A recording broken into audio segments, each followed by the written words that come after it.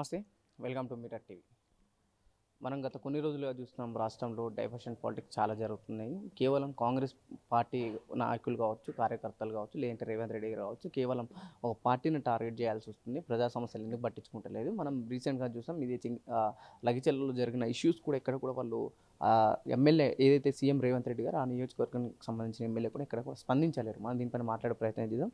అన్న ఏంటి, ఒకవైపు రాష్ట్రంలో ఎన్ని సమస్యలు ఉన్నాయి, కానీ కేవలం పార్టీని ఎందుకు టార్గెట్ చేయాల్సి వస్తుంది, కేటీఆర్ని ఎందుకు టార్గెట్ చేయాల్సి వస్తుంది అంటే ఏం చెప్తారు?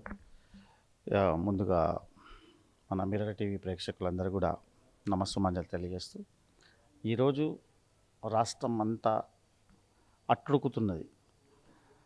సమస్యల మీద ఎన్నో సమస్యలను పక్కతో పట్టించడానికి ఈ రాష్ట్ర ముఖ్యమంత్రి రేవంత్ రెడ్డి గారు చేస్తున్నటువంటి అరాచక పాలనను బీఆర్ఎస్ పార్టీ తీవ్రంగా ఖండిస్తున్నది. ఎందుకంటే ఈ రాష్ట్రంలో ఉన్నటువంటి ప్రజా సమస్యల మీద దృష్టి పెట్టకుండా బీఆర్ఎస్ పార్టీ టార్గెట్ చేస్తూ, బీఆర్ఎస్ పార్టీలో ఉన్నటువంటి వర్కింగ్ ప్రెసిడెంట్ మరి కేసీఆర్ గారి మీద టార్గెట్ చేస్తూ ఆయన ఈ ప్రజా పాలనను పక్కన పెట్టి వీళ్ళ మీద టార్గెట్ చేయడానికి ముందు ఆయన ఇంట్రెస్ట్ చూపిస్తున్నాడు. ఎందుకంటే ఇప్పుడు లగిచెర్ల ఆయన కాన్స్టిట్యున్సీలో ఉన్నటువంటి కొడంగల్ కాన్స్టిట్యున్సీలో ఉన్నటువంటి సమస్యలు ఏ విధంగా ఉన్నాయంటే, సమస్యలను పక్కదో పట్టించాను. ఈరోజు రైతులు ఫార్మా కంపెనీని వ్యతిరేకిస్తున్నాడు. అక్కడ ఉన్న రైతులు ఎస్టీలు కానీ ఎస్సీలు కానీ అక్కడ ఉన్న రైతులను దౌర్జన్యం చేసి వాళ్ళ భూములను లాక్కోవడంలో తిరుపతి రెడ్డి ఏమీ ఒక సర్పంచ్ గాడు, ఒక ఎంపీటీసీ గాడు, ఒక ఎలాంటి పదవి లేకుండా కూడా రేవంత్ రెడ్డి షాడో సీఎంగా పనిచేస్తున్నటువంటి తిరుపతి రెడ్డి అక్కడ ఉన్నటువంటి స్థానికులు ఎవరైతే ఉన్నారో ఎస్టీలు ఎస్సీలు వాళ్ళ భూములు లాక్కొని వాళ్ళ మీద దౌర్జన్యంగా కేసులు పెట్టడం. ఎవరైనా ఇప్పుడు తన భూమి ఒక ఇంచు భూమి కూడా ఎంతో తరతరాలుగా వచ్చినటువంటి భూమిని వాళ్ళ వచ్చిన భూమిని వాళ్ళు ఏ విధంగా కాపాడుకోవాలనే దాని మీద ఉంటారు తప్ప వాళ్ళకి ఎలాంటి నష్టపరిహారం మేము ఇది చేస్తాము, నష్టపరిహారం మీకు ఇది ఇస్తామండి, ఆల్టర్నేట్గా మేము ఈ భూమి తీసుకుంటాము. భూచట్ట ప్రకారం అయితే ఎవరైతే భూమి తీసుకుంటారో దానికి 75% కట్టివ్వాల్సిన అవసరం ఉన్నది ఈ ప్రభుత్వం. అటువంటి దాన్ని పక్కన పట్టించడానికి బీఆర్ఎస్ కేటీఆర్ గారిని అరెస్ట్, ఏదో సామెత ఉన్నది తెలుగులో, ఏదో పులొస్తుంది అనే ఒక సామెత ఉంది. అరే ఇదంతా భయపట్టి ఇచ్చి కేటీఆర్ గారిని ఏదో కేటీఆర్ గారే మీరు టార్గెటా? చెప్పండి, కేటీఆర్ గారు మేము టార్గెట్ చేస్తున్నామా? మీరు ప్రజల మీద సమస్యలను వదిలేసి ఈరోజు గురుకులాల పిల్లలను పురుగుల భోజనం పెడుతున్నావు. ఈరోజు విద్యార్థి యువకులను రోడ్డు మీద తెస్తున్నావు. వాళ్ళకు ఎలాంటి నువ్వు కలిగిస్తున్నటువంటి వసతులు లేవు. ఈరోజు నిరుద్యోగుల యువతను కూడా మీరు రోడ్డు మీద తెస్తున్నారు. ఈరోజు పోలీసు కుటుంబాలు కూడా ఈరోజు రోడ్డు మీదకి తెచ్చినావు.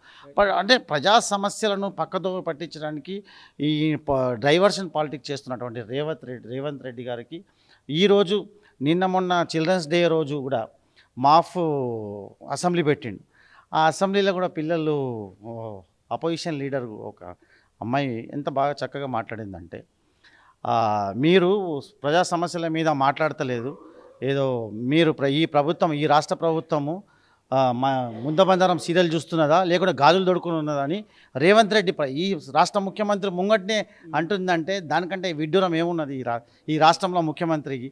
అదే చూసి నవ్వుతున్నాడు. అంటే ఈ రాష్ట్రంలో నేను చేస్తున్నది కరెక్టా కాదా అనేది తన ఆలోచన కూడా చేయలేని ముఖ్యమంత్రి, ఎంత అసమర్థత ముఖ్యమంత్రి. ఈ రాష్ట్రానికి దౌర్భాగ్యం అనేది ఈ ప్రజలు ఈ రాష్ట్ర ముఖ్యమంత్రి ఇటువంటి ముఖ్యమంత్రికి, ఇటువంటి యూజ్లెస్ ముఖ్యమంత్రికి మనం ఓటేసినామా అనేది బాధపడుతున్నారు ఈరోజు. ప్రధానంగా కొడంగల్ ఇష్యూ తీసుకుంటే స్థానిక ఎమ్మెల్యే రేవంత్ రెడ్డి గారు కానీ ఇంత గిరిజనులు కావచ్చు వాళ్ళు నెత్తి మీద పెట్టుకుని ఇష్టపడి గెలిపించుకున్నారు. కానీ ఇప్పటిలో కూడా ప్రెస్ మీట్ పెట్టో లేక అక్కడికి నియోజకవర్గానికి వెళ్ళు టైం లేదు. కానీ పక్కన మహారాష్ట్ర ఎన్నికల ప్రచారానికి వెళ్ళారు కదా, దీన్ని ఎలా చూడొచ్చు?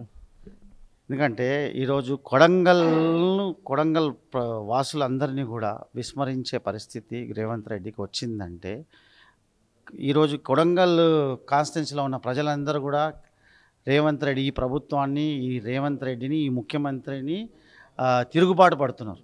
ఈరోజు అక్కడి నుంచి కొడంగల్ నుంచే తిరుగుబాటు వస్తున్నది. ఈరోజు ఈ కాంగ్రెస్ ప్రభుత్వాన్ని తెలంగాణ మొత్తంలో తిరుగుబాటు అయ్యే యోచనలు ఈరోజు మనం ముందు చూస్తున్నాము. ఎందుకంటే ఆయన చేస్తున్న కొడంగల్ వాసులకే ఆయన న్యాయం చేసినప్పుడు రాష్ట్రం మొత్తంలో ఇన్ని 118 కాన్స్టిట్యున్సీలలో ఏ విధంగా న్యాయం చేస్తారని ప్రజలు చూస్తూనే ఉన్నారు కదా. నిజంగా కొడంగల్కి ఎమ్మెల్యే ఎవరంటే ఏం చెప్తారు? కొడంగల్కి ఎమ్మెల్యే ఈరోజు నరేందర్ రెడ్డి అక్కడ ఉన్నాడు, అంటే మాజీ ఎమ్మెల్యే. ఈరోజు అక్రమంగా అరెస్ట్ చేసిరు ఆయన. ఏ విధంగా ఎలాంటి కేసులు లేకుండా, ఎలాంటిది ఏం లేకుండా కూడా ఈరోజు కేబీఆర్ పార్క్ నుంచి ఎత్తుకొని పోవడంలో నీ అరెస్ట్ లేదు, ఒక నోటీస్ లేదు, ఏమి లేకుండా కూడా ఈరోజు నువ్వు కొడంగల్ మాజీ ఎమ్మెల్యే నరేందర్ రెడ్డిని ఎత్తుకోవడంలో నీ ఆలోచన ఏంది? అది కిడ్నాపా లేకుంటే ఏంది అనేది నేను తెలియజేస్తాను. కొడంగల్ ఎమ్మెల్యే ఎవరంటే ఏం చెప్తారు మీరు? కొడంగల్ ఎమ్మెల్యే అసమర్థత ఎమ్మెల్యేగా ఈరోజు అక్కడ ఉన్న ప్రజలే ఆయనను చవి చూస్తున్నారు. అంటే చాలామంది అక్కడ ఉన్న వాళ్ళు ఏమంటున్నారంటే మా ఎమ్మెల్యే రేవంత్ రెడ్డి గారు తిరుపతి రెడ్డి అని చెప్తున్నారు. నిజంగా తిరుపతి రెడ్డి అని ఎమ్మెల్యే, రేవంత్ రెడ్డి ఎమ్మెల్యేనా? ఇప్పుడు తిరుపతి రెడ్డి ఒక స్థానికంగా ఎలాంటి లీడర్ కాదు. అక్కడ సీఎం కాన్వాయ్ తీసుకొని తిరుగుతుందంటే అక్కడ ఉన్న డీజీపీ ఏం చేస్తున్నాడు, ఇక్కడ ఉన్న రాష్ట్ర ప్రభుత్వం ఏం చేస్తుంది, సిఎస్ గారు ఏం చేస్తున్నారు? ఇటువంటి అరాచక పాలన రేవంత్ రెడ్డి వాళ్ళ బ్రదర్స్ ఇటువంటి రాష్ట్రాన్ని మొత్తము దోచుకునే పాలన దోచుకుంటున్నారు. ఈరోజు భూదందాను చేస్తున్నారు. ప్రజలను భయపెట్టించి భూములు లాక్కుంటున్నారంటే ఇలాంటి గూండా రాజ్యాన్ని ఏ విధంగా మేము బీఆర్ఎస్ పార్టీని దాన్ని తొలగించడంలో మేము ఇదవుతాం అన్న. ఫైనల్గా ఇటు రైతుల తరఫు నుంచి ప్రభుత్వానికి ఏం చెప్పదలుచుకున్నారు? రేవంత్ రెడ్డి గారు మీరు అట్టర్ ఫ్లాప్ ముఖ్యమంత్రి అని రైతులే చెప్తున్నారు. ఎందుకంటే మీరు 2 లక్షల రుణమాఫీ చేస్తానని, మొత్తము రైతులకు అందరూ కూడా 2 లక్షల రుణమాఫీ 100 రోజుల్లో చేస్తానని మాట చెప్పి నువ్వు మాట దాటుకున్నటువంటి అబద్ధపు ముఖ్యమంత్రి ఎవరంటే రేవంత్ రెడ్డి అని చెప్పుకోవడంలో సందేహం లేదు. ఇలాంటి ముఖ్యమంత్రి ఈరోజు రైతులకే రైతు రుణమాఫీ ఏముంది, రైతు భరోసా ఎక్కడ పోయింది, రైతు బీమా ఎక్కడ పోయింది, ఇవన్నిటిని కూడా పక్కదో బట్టి రాజకీయంగా ఏంటంటే బీఆర్ఎస్ పార్టీ గతంలో ఏం చేసింది అంటే ఈరోజు ప్రజలు చెప్తున్నారు. మాకు రేవంత్ రెడ్డి కాదు, ఈ 11 నెలల్లో మాకు ఈ అరాచకం చూపెడుతున్నటువంటి ముఖ్యమంత్రిని మేము ఈయనను తరిమే రోజులు ముందు ఉన్నాయనేది ఈ ప్రజలే రేపు తిరగబడతారని ఈ సందర్భంగా నేను తెలియజేస్తున్నాను. ఎందుకంటే కేసీఆర్ గారిని ఎక్కడ ఉన్నాడు మా దేవుడు కేసీఆర్ గారు అనే ఆలోచనలో ప్రజలు ఈరోజు కేసీఆర్ గారిని తలుచుకుంటున్నారు. ఈ హైడ్రా విషయంలో కానివ్వండి, ఇంకా ఈ భూములను లాక్కోవడం విషయంలో కానీ కేసీఆర్ని గుర్తు చేసుకోవడంలో ప్రజలు ఈరోజు దేవునిలాగా భావిస్తున్నారు కేసీఆర్ గారిని. Thank you.